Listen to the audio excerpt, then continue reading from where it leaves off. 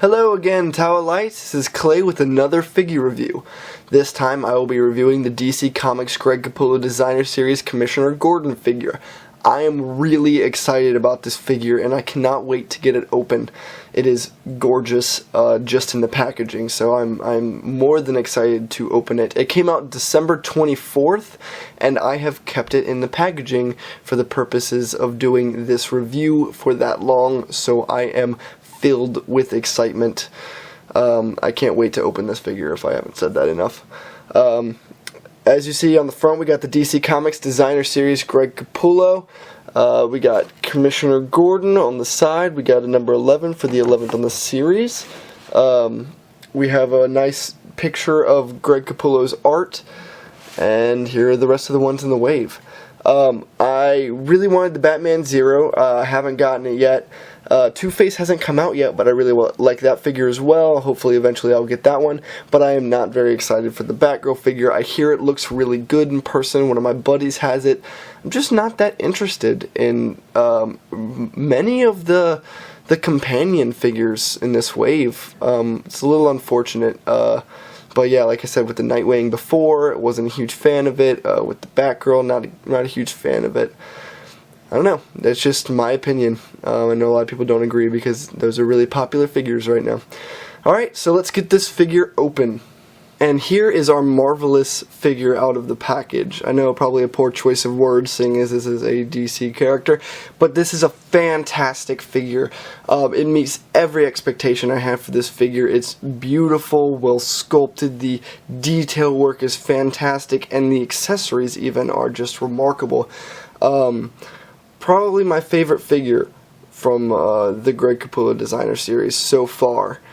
It is just brilliant. I have a couple gripes here and there, QC issue, and but most of that mostly comes from the packaging, to be completely honest, which is a little frustrating, but nothing that really dings it as a figure itself. More so it dings DC Collectibles, because I mean, come on you guys, you need to learn how to package stuff better so don't mess up your figure. So yeah, let's get into articulation. As you can see, he has a very similar body mold to the Riddler figure, and a lot of people were griping about the articulation on that figure. I don't have a problem with it, as I don't have a problem with the articulation on this figure.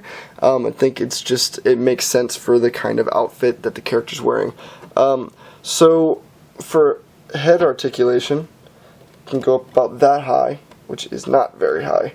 And it can go down about that far, which is not very far. So not a whole lot of head articulation. It can move left and right about that far, and it can turn left and right. And it's a really stiff joint. That, along with the fact that the glosses here are not supposed to be detached. They can't be detached, rather. And it's really thin plastic. You got to be really careful when you move the head, because I feel like I'm just gonna like pop one of the frames out of the sculpt in his head, and then that would be sad for everyone. As for the arms, we have shoulder articulation. It only goes up about, well, actually it goes full 360. Single bicep joint goes up about that much. A bicep swivel, and the arm, or the hand rather, swivels as well. It has a waist joint, a waist swivel rather. The leg can kick up about that far at the thigh. It can also kick back that far, again because of the rubberized suit, or the rubberized jacket. That really helps with the leg articulation. I know that was one of the reasons I like the Riddler figure as well.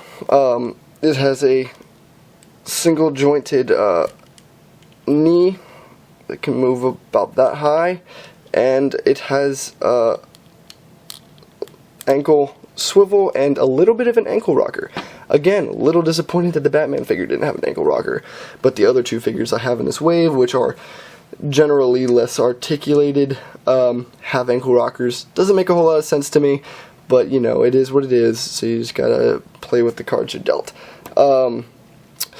So yeah, as for the paint job, I really like you know, I guess Greg Capullo has a really solid color scheme. I really like the mustard yellow tie mixed with that kind of olive green undershirt, and you know, the darker browns and the lighter browns.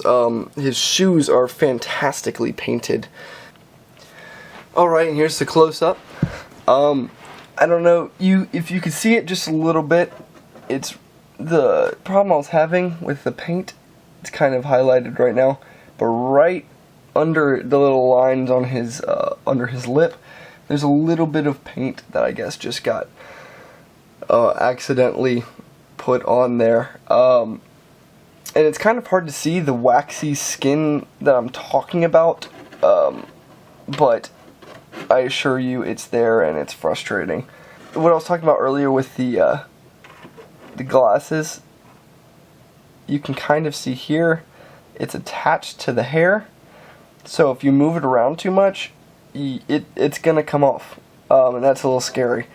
But like I said, you know, I don't plan on playing with this figure all that much, so you just gotta be careful when you are posing it, and that's really the only issue. Going down, I absolutely love the sculpt on this jacket, and as I said before, the detailing is phenomenal. You can see it here. It was, I guess what they did was they did like a copper wash on some of these silver buttons, and like his belt right here. It's amazing. It looks fantastic in person. I mean, it's just like you have these copper hues and this, you know, silver color over it. It looks brilliant. It looks realistic, you know what I mean? It doesn't just seem like they painted it. It looks like they put a lot of care into this. That's honestly, his jacket is one of the things that really attracted me about this figure, is just how well sculpted it is, all the way around. Let me get a little bit of the top in here. And it just looks phenomenal. I mean, front to back, it just looks great. But yeah, like I said, this jacket is a little rubberized. One thing I noticed, I don't know if this is so much the sculpt or if it got bent in the packaging, but you can see that the sides aren't even here. It looks almost like it's blowing in the wind, which is not a problem. It looks good. It's even going in the same direction as his hair right here. So it almost looks like they did it on purpose, but it's just a little strange. I was kind of, I don't know. It looks good though. I didn't know if it was like a, you know, a packaging thing or if it was actually just how it was supposed to look. But all around, I mean, I'm in love with the outfit on this figure and just the design of the figure. It's fantastic. As for the hands, the thing I was talking about earlier with the pointy fingers, you can kind of see it here. They're just really like unnaturally sharp. I think it might just have to do with extra plastic, but like all the way around, these fingers are a little sharp. Oh, and you can kind of see it a little bit here. When I was putting the gun in his hand, it kind of rubbed the paint off of the gun onto his fingers a little bit, but really good sculpting on the hand. Besides the tips of the fingers, in my opinion, just looks weird. And same thing with this other one. You can kind of see, yeah, it's just really kind of sharp, and it's, you know, I think because of those tips, it's harder to get that excess plastic off, and therefore it leaves a little bit of that hang off, but you can cut that off with a razor blade if you really want to. And here's one of my favorite pieces of the figure. Those shoes, though. Look at that. Look how pretty that looks. It has a nice black wash over it. Looks like used leather, like it's supposed to. Looks like the boots of a crime fighter, even though he's not the crime fighter that we typically think about with Gotham.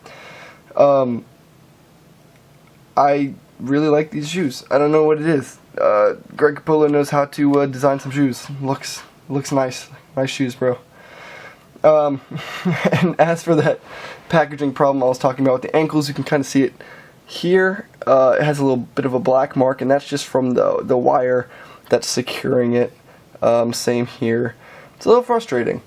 But, you know, it doesn't ding off the figure that much. It's still a brilliant figure all around. Like I said, from the detail to the accessories. And segue part 2, let's get on to the accessories.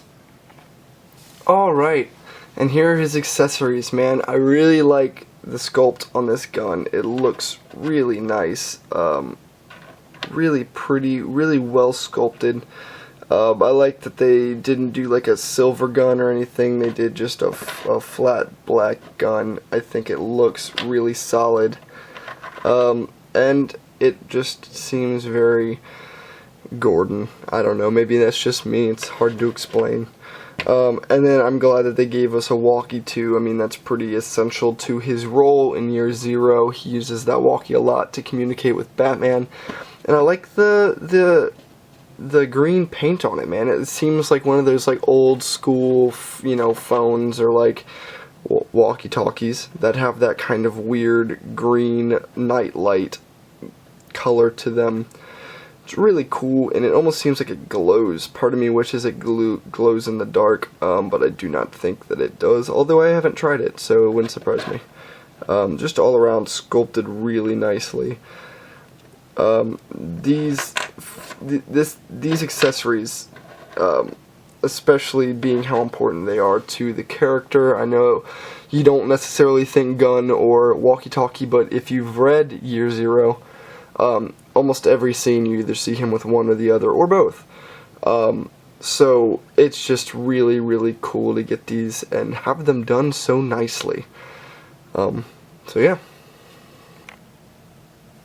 Alright, and before I do my send-off, I want to say I know I mentioned the paint wearing off from the gun on the inside of this hand. The same is now happening with the walkie. But that's only because the accessories fit so snugly in his hand, which is an awesome thing, not a bad thing, that it just kind of wears off the paint on the inside of his hand. So if you don't want that to happen, then don't pose him with the accessories. As simple as that. So, as for the figure, soup to nuts. I mean, this figure is definitely my favorite figure from the Greg Capullo designer series, and possibly my favorite figure that I own right now. He is just amazing. Everything from the design, to the sculpt, to the color scheme, to the detail work, the jacket, just in general, fantastic. Same with the boots. And I mean, let's be serious. That mustache is amazing. I love this figure. I could continue gushing about it forever. Commissioner Gordon is one of my favorite characters in the Gotham universe. Not the TV show necessarily, but the actual comic Gotham. I feel like he brings a lot of depth to the Batman world, and there hasn't really been a Commissioner Gordon figure done this well ever.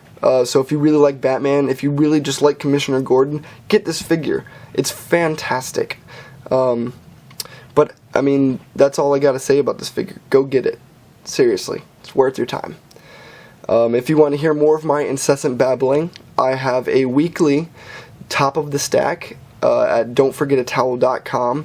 I talk about the comics that I'm getting that week, why I'm getting them, and why you should get them too, or at least be interested. But as for that, I mean, I think that's all I got to say today, you guys. And always remember to stay smart.